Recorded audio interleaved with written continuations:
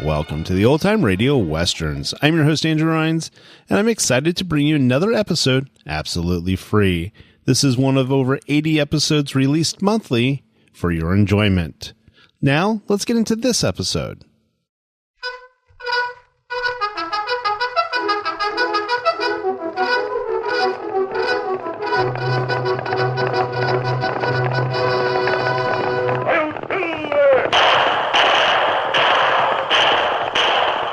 Horse with the speed of light, a cloud of dust, and a hearty hi-yo silver, the Lone Ranger.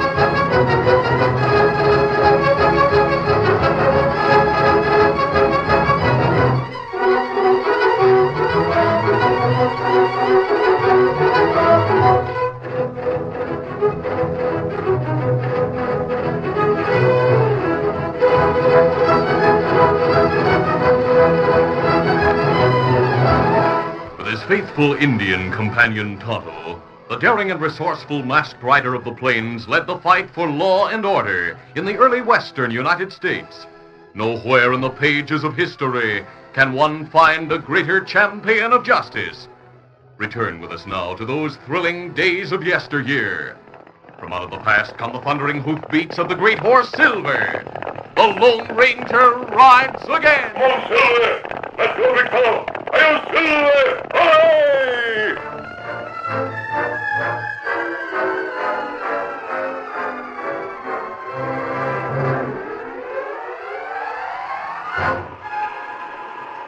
Snow was falling heavily as the Lone Ranger and Tonto rode the trail across the plains of northwest Texas.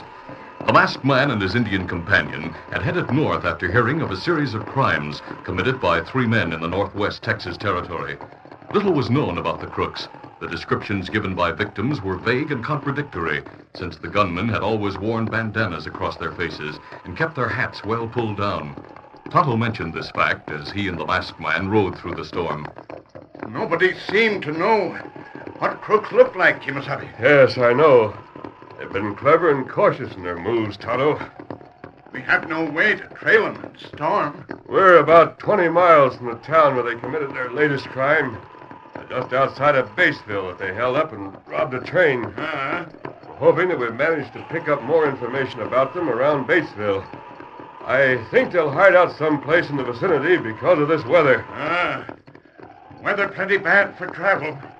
It get worse last half hour. It continues to get much worse. We'll have to find some place to stop. We'll watch for a deserted cabin. I know there are several along this trail. It's almost impossible for us to go much further in this storm. Come on, Silver. A few miles west in a canyon, 3 men crouched around a campfire under a protecting ledge.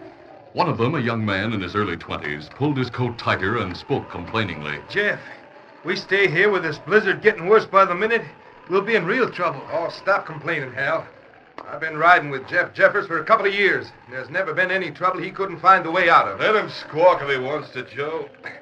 Gives them something to do. But, Jeff, we haven't any supplies. We're running out of firewood. I'm already hungry. With the fire dying down, I'm getting mighty cold, too. Hey, you know, Jeff, Hal's right at that. We better do something before we really get snowed in here. What do you expect me to do?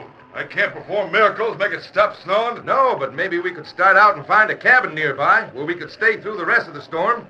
There's no danger of us being recognized. Yeah, we're carrying plenty of cash and gold in our saddlebags. Anyone got wise? Cash and gold aren't any good if we starve or freeze to death. I don't care what you want to do. I'm getting out of here. I can't stand this any longer. All right. Take it easy. We'll set out and try to find a cabin someplace. Let's saddle the horses and get going. Meanwhile, the Lone Ranger and Tonto had pushed on a short distance through the storm until they saw a small ranch house a few hundred yards back from the trail. We'll head for that place, Tonto. Me not see smoke come from chimney. Me think it deserted. I hope so. I will save explanations about my mask. Come, Silver, come, boy. Come, brother. Soon, the two men pulled to a stop at the ranch house, which was a fairly large one with a barn attached. Oh, Silver. No one here, Tonto. Luckily, there's a barn attached to the house where the horses will be out of the storm. We'll take Silver and Scout back to the barn. We'll carry our saddlebags inside. Come on, Silver. Come, Scout. The masked man and Indian put the horses in the barn out of the storm. They found there was a door leading directly into the back of the house. There, Silver. You and Scout will be comfortable here. Otto, I noticed there's a door leading into the ranch house from here. That's plenty good. Now, let's go. The two men entered a large main room and hung their saddlebags on pegs on the wall. The Lone Ranger was pleased to notice wood piled alongside the pot-bellied stove and a few cooking utensils hanging nearby. A quick survey showed a door on one side leading into another room. Here's another room, Tonto, with built-in bunks. Place plenty big. Me get fire started, make coffee. That's a good idea. We have enough supplies for 2 or 3 days. I think while you're starting the fire, Tonto, I'll remove my mask and put on a disguise. Why you do that? Well, it's possible others will be caught on the trail in this storm. Or if the owner should return, I'd be ready for him. Me hope storm not last long. So do I. We're practically snowbound now. Soon place be warm. We not worry. We safe from storm here. All right, start the fire. I'll get busy on my disguise. Sometime later, the Lone Ranger and Tonto heard voices in front of the house. Men, stop outside, Kimasabi. I'll go to the door. Hi, mister. We can't go on this storm. I'm gonna put this up for a while. Why, of course. Take your horses to the barn around behind the house. Right. Thanks. After attending to their horses, the three men entered carrying their saddlebags, which they put on the floor near the wall. Jeff looked over the Lone Ranger and Tonto sharply before he spoke. You and the Indian live here, mister? No, we took refuge here from the storm. No one was here. Oh, better pull up chairs near the stove. My friend will give you some hot coffee. Oh, thanks. We're lucky to find this place. I'm afraid we're going to be snowbound over Forget it, Hal. We're out of the storm now. My name's Jeffers, mister. These are 2 friends of mine, Hal and Joe. Howdy. Howdy. Do you men have any supplies with you? Me notice saddlebags plenty full. Don't let that fool you, Indian. We don't have any supplies. Just some other clothes in our saddlebags. We've traveled a long way. Yeah, that's right. We have only a few supplies, but we'd be glad to share them. Of course, we'll have to go on short rations to make them last even 2 days. Holy cats, you think we'll be stuck here that long? Well, I don't know. The snow is piling up fast. It's best to look ahead. We're lucky, Joe, to have a place like this to stay in. We'll make out all right, I reckon. Of course. There are 4 bunks in the other room and 2 cots in here. How come you and the Indian got caught in the storm? We were on the way to Batesville. Here, coffee. Me find tin cups near stove. Sure need that hot coffee. Thanks. Who's that? Let's get in the other room, quick. All right, take it easy, Hal. Yeah, but it might... Shut up. You all seem rather jumpy. I'm sure there's no need for guns. Best to be on the safe side, mister. I'll see who it is. Howdy, mister. Howdy. I'm a stage driver. Stage got stuck out in the trail. Got a boy and an old man with me as passengers. Could you put us up? Of course. Come on, folks. Golly, Gramps, I'm cold. You'll soon be warm, Davy. Howdy, mister. Howdy. Better come in quickly out of the storm. Thanks. Now that my passengers are taken care of, I have to see about my horses. We'll put our coats on and go help you. I think there's room back in the barn for them. All right, let's go, Todd. The Lone Ranger and Tonto went with the stage driver and brought back the horses from the maroon stage. Soon the horses were made comfortable in the barn. Reckon that'll hold them for a while. Might as well get inside now where it's warmer. Oh, go on in. We'll join you and the others in a moment. Sure.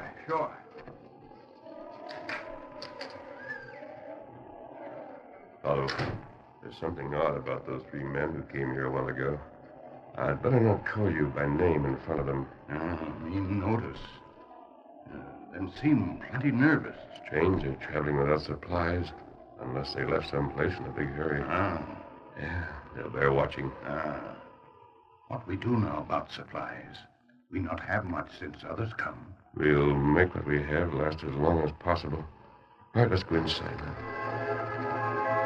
The afternoon wore on slowly, and the storm continued with even greater fury. At nightfall, Tonto carefully measured out the supplies and prepared a meager supper for the group. After they had eaten, Jeffers was the only one to complain. Hey, Indian. That wasn't enough to keep a bird alive. Sure you're not holding back on us? I only give each one the same amount. Supplies go fast. My friend and I have only enough to last us 2 days. With 6 more people to feed, it's almost all gone right now. What'll we do when it is gone?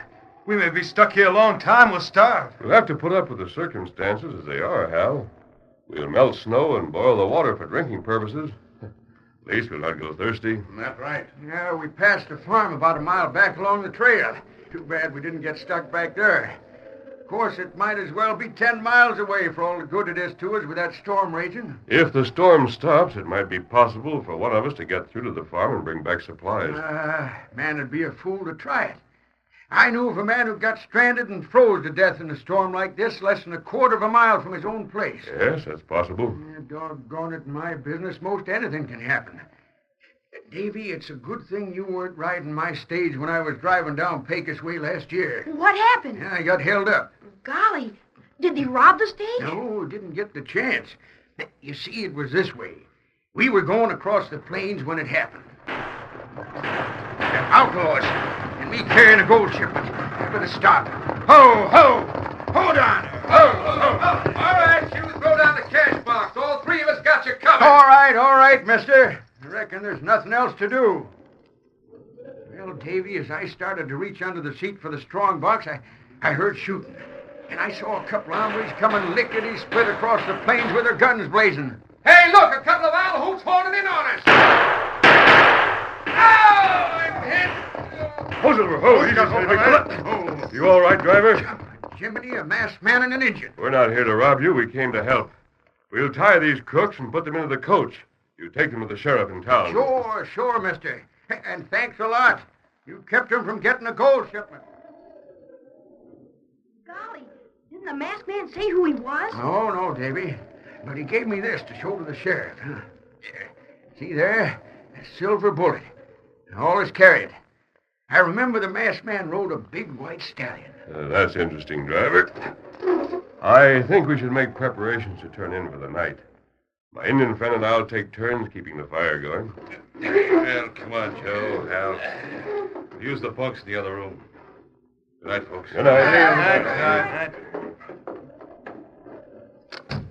Hey, I'm not ready to turn in yet, Jim. Shut up and listen. You heard the story the driver just told, didn't you? Yeah, sure. I heard of the masked man he mentioned. I noticed that tall hombre in there is carrying what looks like silver bullets in his gun belt. There's a big white stallion out in the barn. Maybe it just happened that way. Maybe. Don't be a fool. The masked man told about, well, he's known as a Lone Ranger. And he helps the law. Holy mackerel. And you think the tall hombre's the same man? Yeah. But he isn't wise to us. Before we leave here, we'll make sure he and the Indian are done for.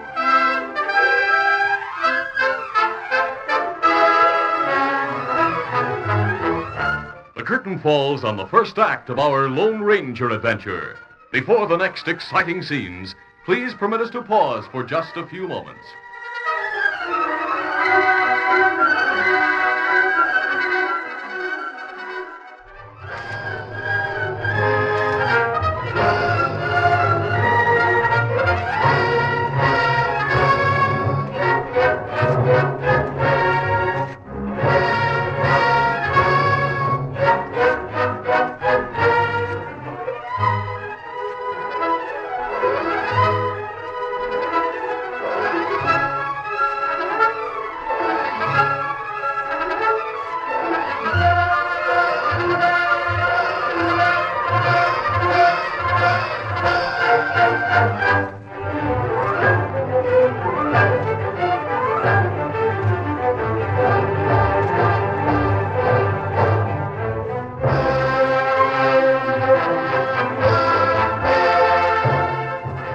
To continue.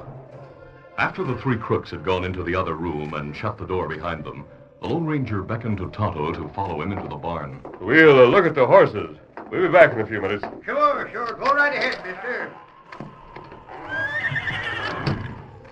Tonto, there's still something about those three men I don't like. That way me feel. They've been jumpy ever since they've been here. After the driver told that story, I noticed Jeffers looking at me sharply, as if he suspected who I am. Me notice that. You think them crooks? Not only that, but they could be the three men we came up this way to find. Oh, me not think of that. If they don't think we suspect them, they may not show their hand. We must find some way to prove our suspicions. Maybe when others sleep, me get chance to look in saddlebags. Maybe them carry loot with them. All right, watch for your chance. Well, what we do, we find out.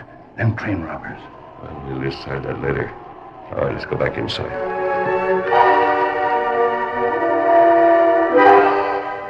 As the night wore on, the others in the ranch house made themselves comfortable and tried to get some sleep. Tonto and the Lone Ranger spread blankets near the stove, but neither of them slept. Later, when Tonto felt sure the others were sleeping, he crawled from under his blanket and went to investigate the crook's saddlebags.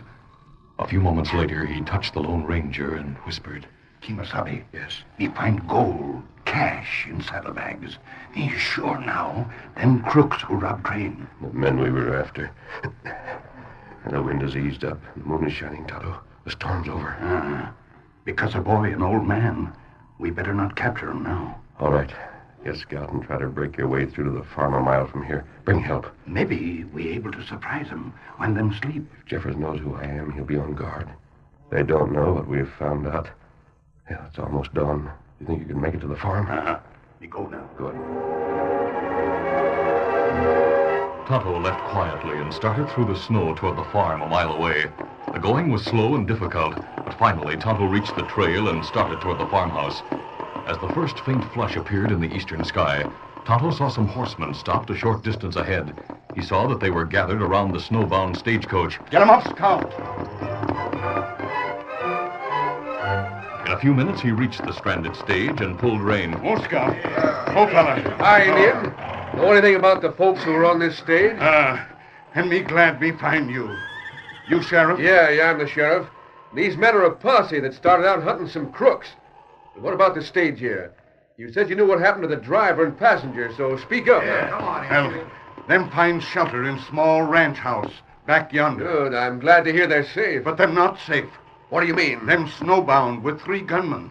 And gunmen carry much cash, gold, and saddlebags. Me leave to get help. I'm glad me find sheriff and posse. Holy smoke, those must be the outlaws we're out looking for. But them have guns, and them plenty mean. And their boy and old man with stage in ranch house. It not good. Friend tell me come get help. By Jiminy, we better get there as quick as we can. Let's go, men. And we'd better be prepared for trouble. Those 3 hombres are killers. Get up now! Get up, Scout!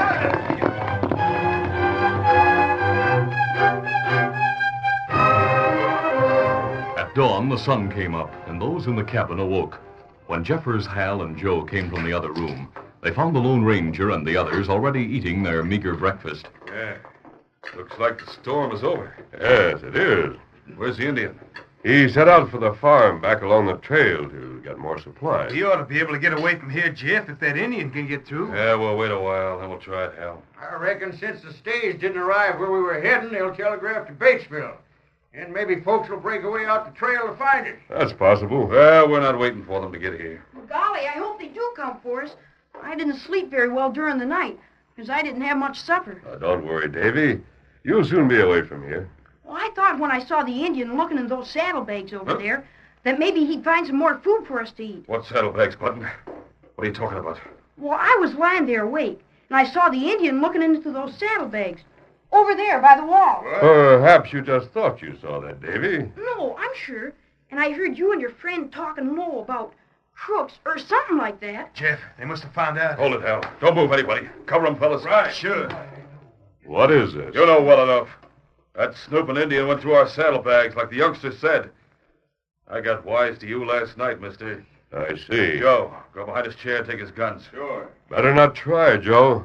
As Joe started toward the Lone Ranger, Jeff suddenly stepped behind the boy David and placed his gun against David's head. All right, freeze, mister.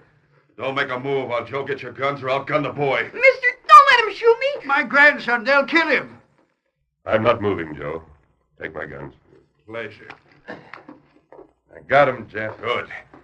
All of you get up and line up against the wall over there. Go on. All right. You too, youngster. Great day. What's this all about, anyway? You'll soon know, mister. I tie them, Joe. I'll keep them covered. Sure. While two of the crooks kept them covered, Joe started tying each of them, beginning with the driver. The boy David stood on the end of the line, next to the Lone Ranger. Joe tied the stage driver and Gramps. Then he stood in front of the Lone Ranger. Turn around and put your hands behind you, mister. All right. The Lone Ranger slowly turned around and put his hands behind him. Then, as Joe reached out to bind them, the masked man suddenly kicked back with all his strength, catching the crook on the shin with a boot heel. As the crook Joe momentarily bent over with pain, the Lone Ranger crouched and turned, grabbing Joe's gun with one hand. Then with the other, he sent the man sprawling back against Hal. Look out, hey! That should do it. I'll get him. Quiet! The bullet from the Lone Ranger's gun struck Jeff in the wrist, causing his gun to fly from his hand and land some feet away. But Hal, recovering his balance after Joe fell against him, suddenly grabbed Joe as a shield. He can't hit me, and I still have my gun. Hey, let go. He'll plug me. Stand still, or I'll plug you myself. As Hal momentarily struggled to keep Joe in front of him, the Lone Ranger quickly leaped behind the pot-bellied stove, which was close to him. Hey, he's behind the stove now. Let go, Hal, or you'll shoot and kill me. Maybe, and he might even plug me, too. But not before I put bullets in the boy and the old man. Don't let him shoot us. Hey, Jiminy, he might manage to plug us at that before the taller fella could finally blast them both. I'll manage it, all right. Now, you, behind the stove, you better not chance any shooting, unless you want to see the boy and old man get it. The Lone Ranger, protected now by the stove, weighed the chances of gunning Hal as he stood behind Joe. Part of Hal's arm showed as he reached alongside Joe's body to aim his gun. But in spite of his expert marksmanship, the Lone Ranger hesitated to risk hitting the unarmed man Hal used as a shield. Then, too, he realized that even if he shot Joe, and then the crook who was holding the gun, there was a possibility that the boy David or his grandfather or both might be shot. The tense silence was broken by Hal. You're in a position to gun us both, mister. Of course, you'll have to gun Joe first to get me. But like I said, while you're doing it, I'll gun the boy and old man. Tell him to drop his gun, Hal. Just toss it out here, then I'll go pick up mine. Yeah, good idea. Toss your gun out here, mister. If you don't, even though I know we'll get plugged, I'll start throwing lead at the boy and Gramps. If you toss out your gun, mister, they'll most likely shoot us all, including you. You'll have to take that chance. I'm not taking that chance. Mister, I'm giving you a count of 3. You don't toss out your gun, I'll start shooting. Whether you try to gun us or not. 1. Oh, things are sure going to happen now. Gun them both, mister. I'm willing to take the risk. Now, wait, Hal. If he fires, I'm the first to take a bullet. Shut up. 2. As tension mounted, the crook Joe moved uneasily, but he knew Hal would gun him in the back if he tried to jump aside. Meantime, the Lone Ranger thought quickly. Though it was against his code to shoot an unarmed man, he realized it was that or risk letting Davy and Gramps be killed. He decided to shoot fast and make each shot count in hopes of preventing Hal from using his gun. Just as he was about to squeeze the trigger, it happened. Somebody shot through the window. Don't move, you. I'll pick up that gun. Man alive, I thought this was the end for us. Look, there's the Indian. He must have been the one who shot through the window. Yeah, and he has the sheriff and his men with him. You all right, Kemosabe? Yes, Tonto, but you came just at the right time. Anything might have happened. We were out hunting for these three crooks when we were caught in a storm. We put up at the farm down the trail. That's fortunate for us, A Sheriff. farmhand managed to get in and reported the stage was stuck on the trail. We started out early this morning and then met the Indian not far from here. Ah, and me tell 'em about 3 men who have plenty gold, cash, in saddlebags. Cash and gold? Then that's what you were looking at this morning. We better untie Gramps and the driver. We'll watch these polecats. Keep them covered, boys. Wait a minute. There you are, Gramps. You're free. Thanks, mister. Davy, you shouldn't have told about seeing the Indian go through the saddlebags. That's what started all the trouble. It's all right, Gramps. Davy didn't realize they were train robbers. But in the future, Davy, don't tell what you see and hear unless you're sure it isn't going to hurt people. Well, I promise, mister. But golly, are they really train robbers? Yes, Davy, and killers. Great day. Just think of us being snowbound with coyotes like that. Well, I'm sorry I started trouble. Yeah, we were wise to that tall hombre. Trouble would have started sooner or later. Shut up, you. We'll fix your wounds and then take you to town. You should be able to get through now, Sheriff. Sure, we'll make it. These guns on the table are mine, Sheriff, so I'll take them. I'll ride on ahead and break the way for you to follow. All right, mister. We'll see you all in town later. Goodbye, David. Bye, mister. Kemosabe. Yes? Maybe boy like silver bullet, like driver have, huh? Oh, why, of course. Here, David. Oh, golly. Thanks a lot. Adios, all. Goodbye, mister. Me have saddlebags, Kemosabe. Good, Tonto. See, driver? I have a silver bullet like yours, too. Uh-huh. That's sure nice of him to give you that. I wouldn't give mine away for anything. Huh? What's all that about a silver bullet? No, I have one here. See here? I found out a masked man who helps the law was the one who saved my stage once from a holdup. And later I learned he was Jumping Jiminy, that tall fella who just went out gave Davy a silver bullet just like mine. He didn't have a mask on, so his face must have been disguised or something. But now I'm sure he's the Lone Ranger. What? The Lone Ranger? Golly.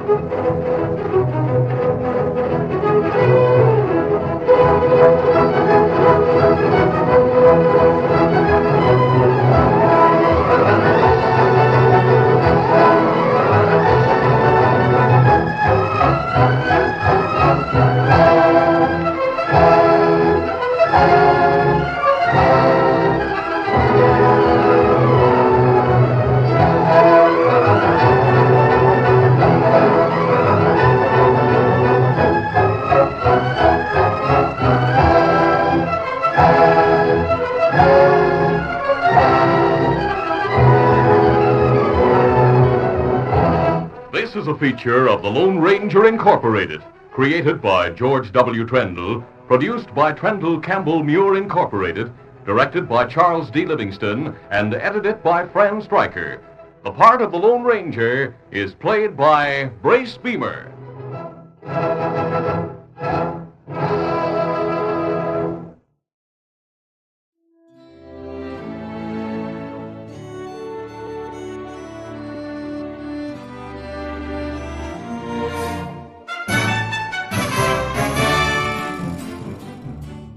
This has been a presentation of OTRWesterns.com, and we hope you enjoyed. Please take some time to like and rate this episode within your favorite podcast application.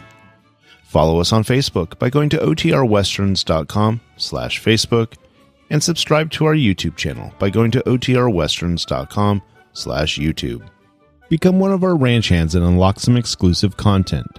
We want to thank our most recent ranch hands, Steve and Ron W., who joined us recently. You too can join by going to OTRWesterns.com/donate. Send us an email, podcast@OTRWesterns.com, and you can call and leave us a voicemail, 707-986-8739. This episode is copyrighted under the attribution non-commercial share-alike copyright. For more information, go to OTRWesterns.com/copyright. Have a great day, and thanks for listening.